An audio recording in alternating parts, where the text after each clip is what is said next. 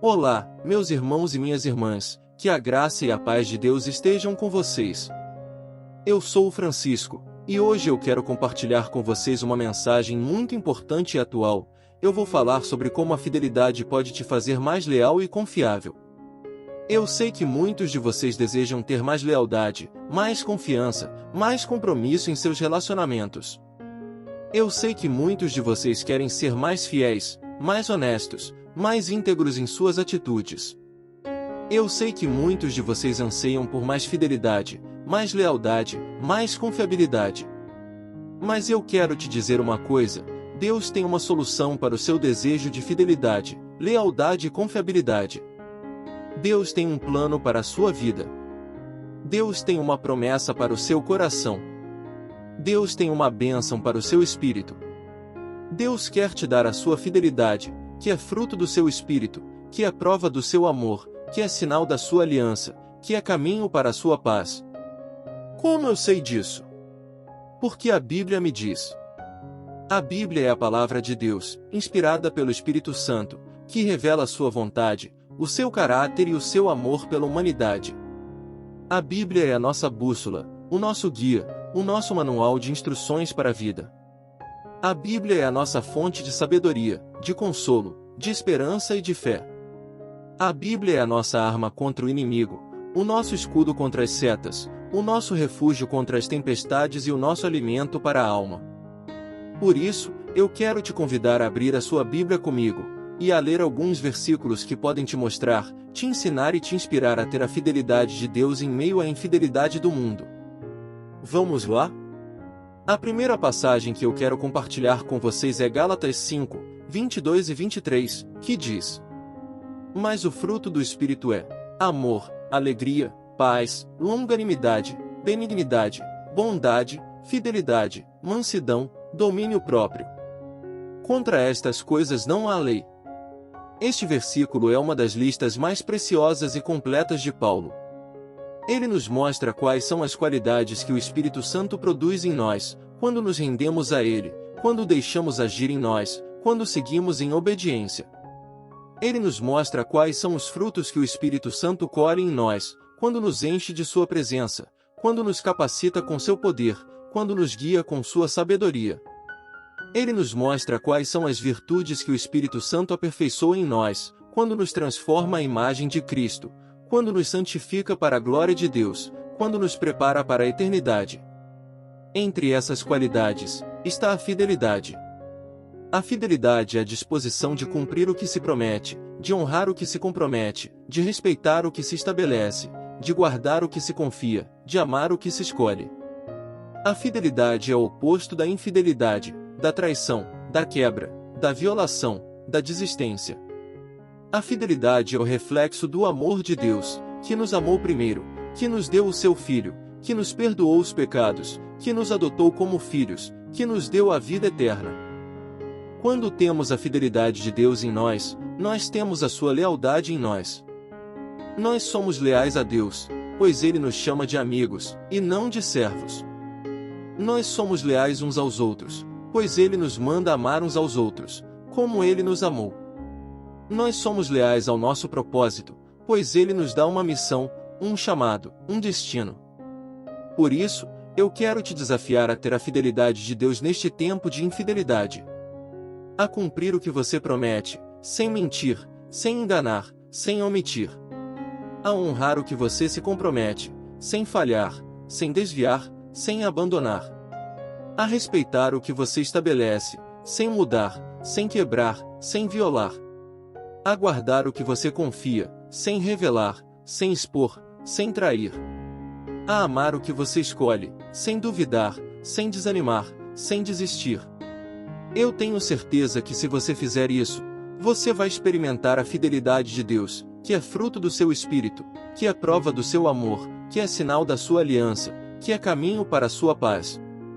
A segunda passagem que eu quero compartilhar com vocês é Provérbios 3, 3 e 4, que diz: Não te desamparem a benignidade e a fidelidade, ata-as ao teu pescoço, escreve-as na tábua do teu coração e acharás graça e boa compreensão diante de Deus e dos homens. Este versículo é um dos conselhos mais sábios e valiosos de Salomão.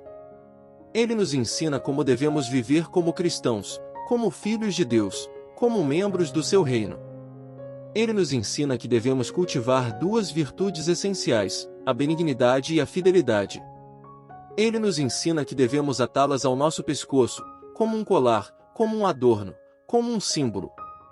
Ele nos ensina que devemos escrevê-las na tábua do nosso coração, como uma lei, como um mandamento, como um compromisso. A benignidade é a disposição de fazer o bem, de ajudar o próximo, de agir com generosidade, de tratar com gentileza, de falar com verdade. A benignidade é o oposto da maldade, da crueldade, da avareza, da grosseria, da mentira. A benignidade é o reflexo do amor de Deus, que nos amou primeiro, que nos deu o seu Filho, que nos perdoou os pecados, que nos adotou como filhos, que nos deu a vida eterna. A fidelidade é a disposição de cumprir o que se promete, de honrar o que se compromete, de respeitar o que se estabelece, de guardar o que se confia, de amar o que se escolhe. A fidelidade é o oposto da infidelidade, da traição, da quebra, da violação, da desistência. A fidelidade é o reflexo do amor de Deus, que nos amou primeiro, que nos deu o seu Filho, que nos perdoou os pecados, que nos adotou como filhos, que nos deu a vida eterna. Quando temos a benignidade e a fidelidade em nós, nós temos a graça e a boa compreensão diante de Deus e dos homens. Nós temos a graça de Deus, que é o seu favor imerecido, que é a sua dádiva gratuita, que é a sua oferta generosa, que é a sua salvação eterna. Nós temos a boa compreensão dos homens, que é o seu respeito, que é a sua admiração, que é a sua confiança, que é a sua amizade. Por isso, eu quero te encorajar a ter a benignidade e a fidelidade de Deus neste tempo de maldade e infidelidade. A ser benigno e fiel a Deus, e a obedecer a sua palavra, a sua voz, a sua vontade. A ser benigno e fiel ao seu próximo, e a fazer o bem, a ajudar, a amar. A ser benigno e fiel ao seu propósito, e a cumprir a sua missão, o seu chamado, o seu destino. Eu tenho certeza que se você fizer isso, você vai experimentar a benignidade e a fidelidade de Deus, que são frutos do seu Espírito, que são provas do seu amor, que são sinais da sua aliança, que são caminhos para a sua paz. A terceira e última passagem que eu quero compartilhar com vocês é Mateus 25, 14 a 30, que é a parábola dos talentos. Esta é uma das histórias mais importantes e desafiadoras de Jesus. Ele nos mostra o que é o reino de Deus, que é o domínio, o governo, a autoridade, a soberania de Deus sobre todas as coisas. Ele nos mostra o que é a fidelidade, que é a disposição de cumprir o que se promete, de honrar o que se compromete, de respeitar o que se estabelece, de guardar o que se confia, de amar o que se escolhe. Ele nos mostra o que é a responsabilidade, que é a prestação de contas, o julgamento, a recompensa, a punição, a consequência de nossas ações. Vamos ler juntos esta parábola, que está na Bíblia, no Evangelho de Mateus, capítulo 25, versículos de 14 a 30. Acompanhe comigo. Pois será como um homem que, ausentando-se do país, chamou os seus servos e lhes confiou os seus bens. A um deu 5 talentos, a outro, 2 e a outro, 1, a cada um segundo a sua própria capacidade, e, então, partiu. O que receberá 5 talentos saiu imediatamente a negociar com eles e ganhou outros 5. Do mesmo modo, o que receberá 2 ganhou outros 2. Mas o que receberá 1, saindo, abriu uma cova e escondeu o dinheiro do seu senhor. Depois de muito tempo, voltou o senhor daqueles servos e ajustou contas com eles. Então, aproximando-se o que receberá 5 talentos, entregou outros 5, dizendo: Senhor, confiaste-me 5 talentos, eis aqui outros 5 talentos que ganhei. Disse-lhe o senhor: Muito bem, servo bom e fiel, foste fiel no pouco, sobre o muito te colocarei, entra no gozo do teu senhor. E, aproximando-se também o que receberá 2 talentos, disse: Senhor, confiaste-me 2 talentos, eis aqui outros 2 talentos que ganhei. Disse-lhe o senhor: Muito bem, servo bom e fiel, foste fiel no pouco, sobre o muito te colocarei, entra no gozo do teu senhor. Chegando, Por fim, o que receberá um talento? Disse: Senhor, sabendo que és homem severo, que ceifas onde não semeaste e ajuntas onde não espalhaste, receoso, escondi na terra o teu talento, aqui tens o que é teu. Respondeu-lhe, porém, o Senhor: servo mau e negligente, sabias que ceifo onde não semeei e ajunto onde não espalhei? Cumpria, portanto, que entregasses o meu dinheiro aos banqueiros, e eu, ao voltar, receberia com juros o que é meu. Tirai-lhe, pois, o talento e dai-o ao que tem 10. Porque a todo o que tem se lhe dará, e terá em abundância, mas ao que não tem, até o que tem lhe será tirado. E o servo inútil, lançai-o para fora, nas trevas. Ali haverá choro e ranger de dentes.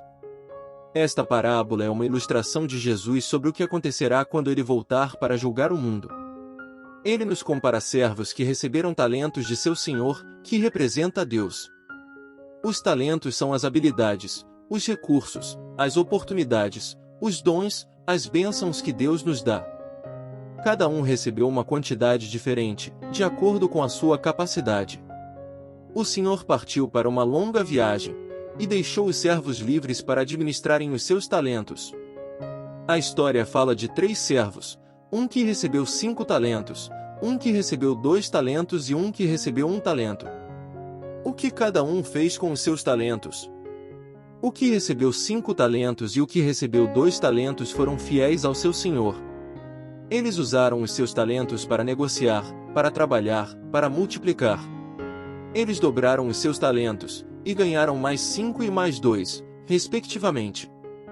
Eles foram bons mordomos, bons administradores, bons servos. Eles cumpriram o que o Senhor esperava deles, e honraram o que o Senhor confiou a eles.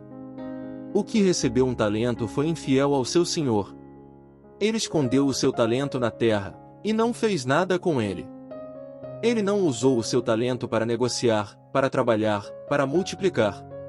Ele não ganhou nada, e não produziu nada. Ele foi um mau mordomo, um mau administrador, um mau servo. Ele não cumpriu o que o Senhor esperava dele, e desrespeitou o que o Senhor confiou a ele. Quando o Senhor voltou, ele chamou os seus servos para prestarem contas. O que ele disse a cada um? Ao que recebeu 5 talentos e ao que recebeu 2 talentos, ele disse as mesmas palavras: muito bem, servo bom e fiel, foste fiel no pouco, sobre o muito te colocarei, entra no gozo do teu Senhor. Ele elogiou a sua fidelidade, a sua bondade, a sua diligência.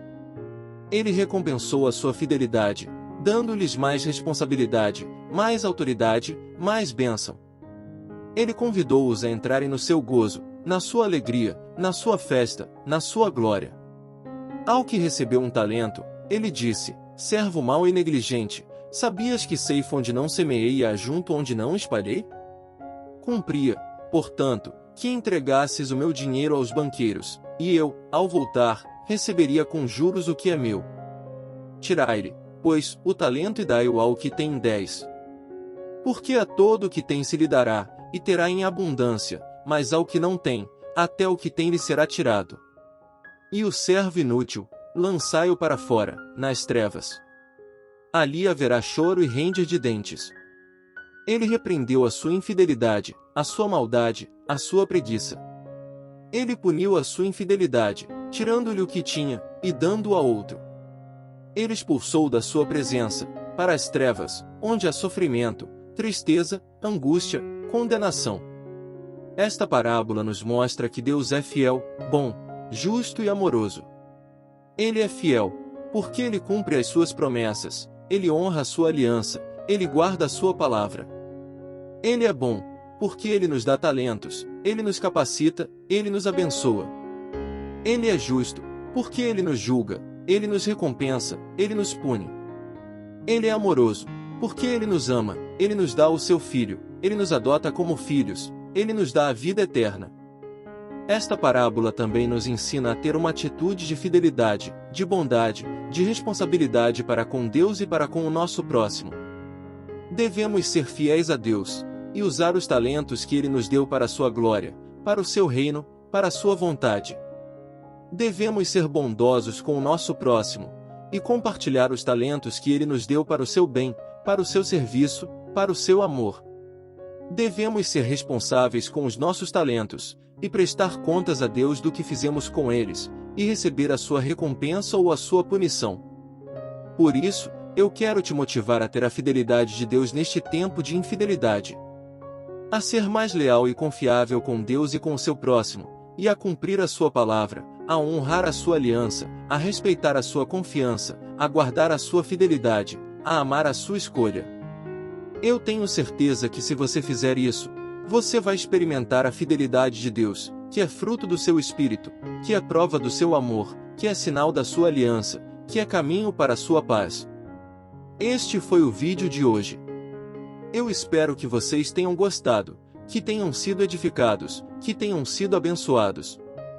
Eu espero que vocês possam ter a fidelidade de Deus em meio à infidelidade do mundo, e que possam ser mais leais e confiáveis. Eu espero que vocês possam ter a fé, a esperança, o amor e a paz de Deus, que são os seus dons, as suas virtudes, as suas bênçãos, as suas marcas em nós. Se você gostou deste vídeo, por favor, deixe o seu like, o seu comentário, o seu compartilhamento. Se você ainda não é inscrito no canal, por favor, se inscreva, e ative o sininho para receber as notificações dos próximos vídeos. Que Deus abençoe a todos vocês, que Deus guarde a todos vocês, que Deus ilumine a todos vocês. Fiquem na paz do Senhor. Fiquem com Deus. Amém.